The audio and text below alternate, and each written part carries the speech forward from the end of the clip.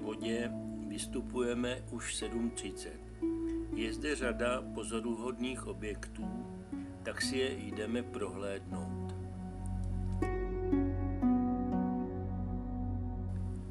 Toto je muzeum rabína doktora Šimona Adlera, které je zaměřeno na život židovského obyvatelstva ve zdejším regionu.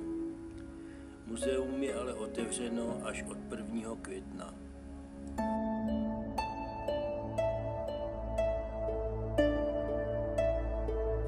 Zde nahlížíme do kostela svatého Vintíře.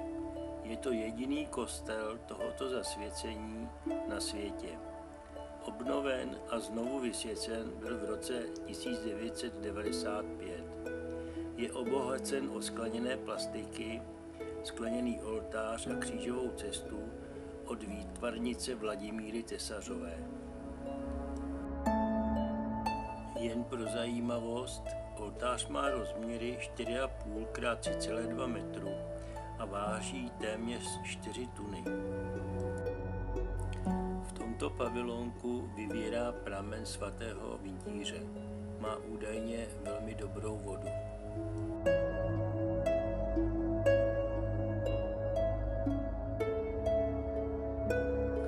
Po modré značce pokračujeme směrem na Kunratice. Z cesty jsou krásné výhledy až na Sušicko. Toto je Svatobor.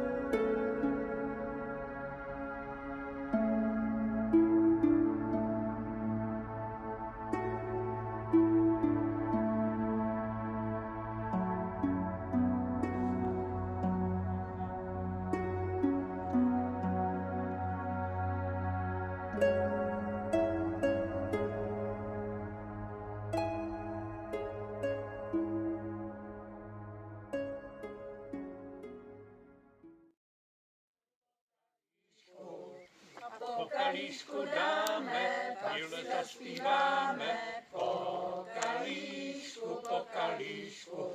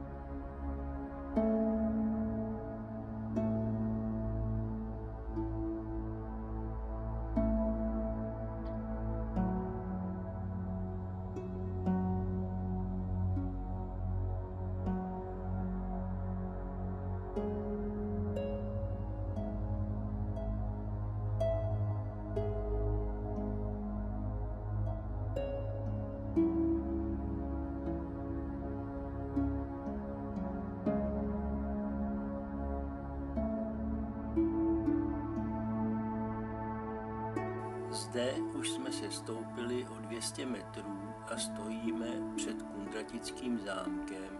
Jehož stavitelem byl v roce 1840 František Karel Villany.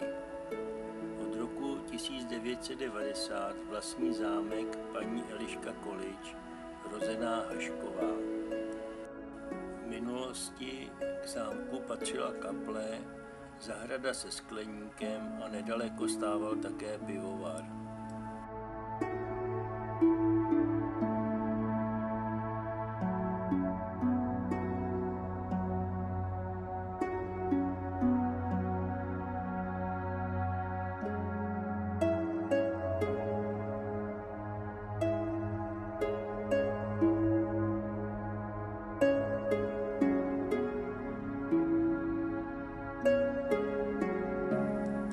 ze Štěpanic pokračujeme krásným údolím Radešovského potoka až do Mirkova.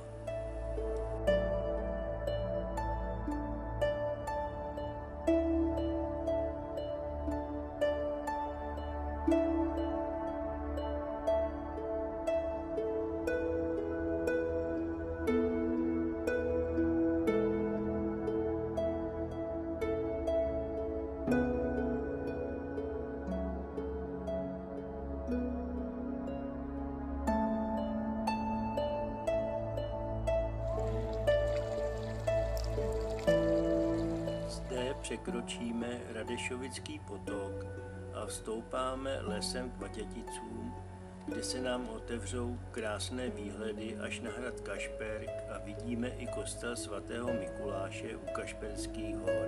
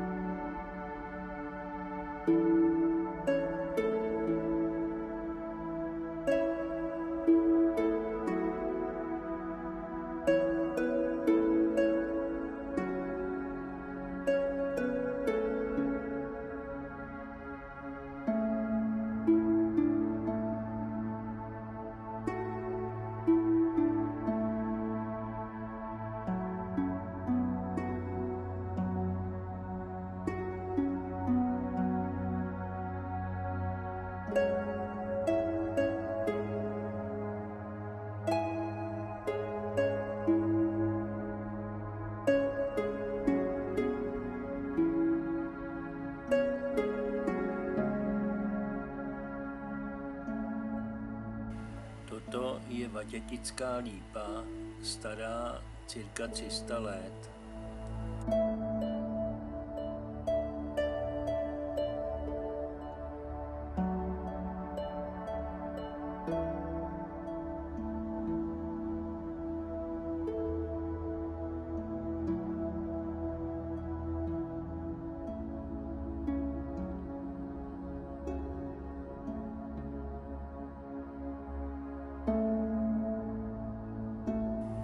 Před námi je kaple Panny Marie Bolestné, kterou obnovil nový majitel zámku a statku Jakub Vinčálek.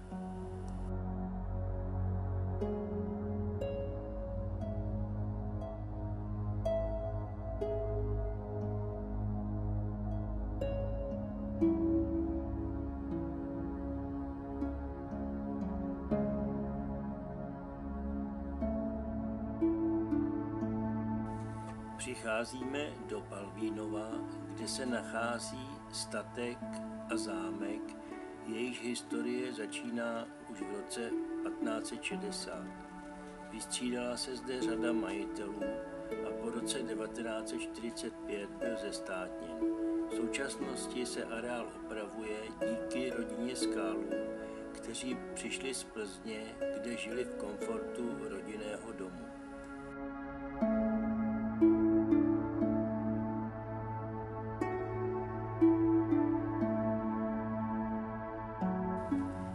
Návrší postavili majitelé kamenný kříž, který je průhledový na Vatětickou kapli Panny Marie Bolestné.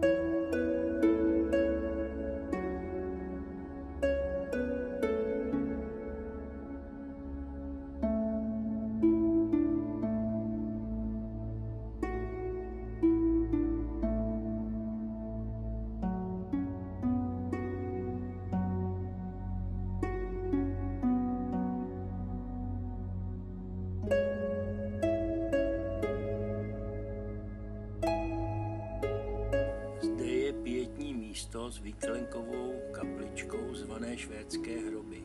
Během 30leté války na Hartmansku svedli Švédové několik bitev s císařskými vojsky a své padlé pohřbili nedaleko kostela svatého Mořice.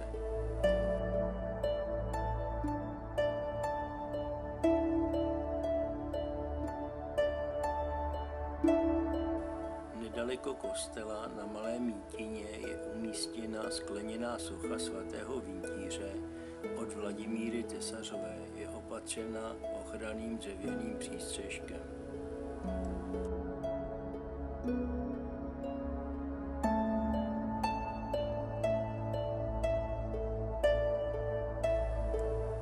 Před námi je románsko-gotická stavba kostela svatého Mořice, vybudovaná kolem roku 1200.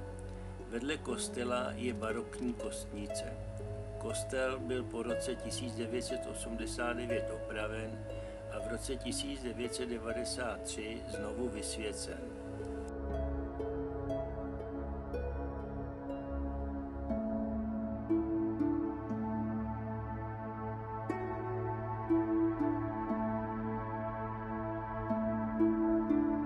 Zde je pochován jeden z kněží, Ondraško, který měl povoleno nosit vousy od samotného papeže. Na návrší nad Anínem se v lese nachází novogotická hrobka rodiny Šmitů, což byli zakladatelé zdejších skláren.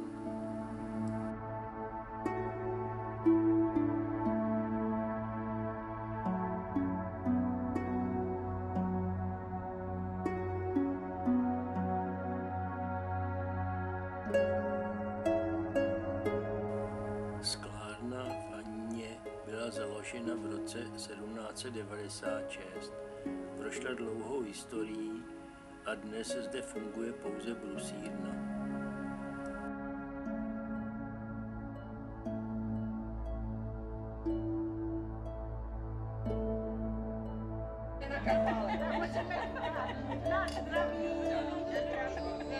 Na zdraví.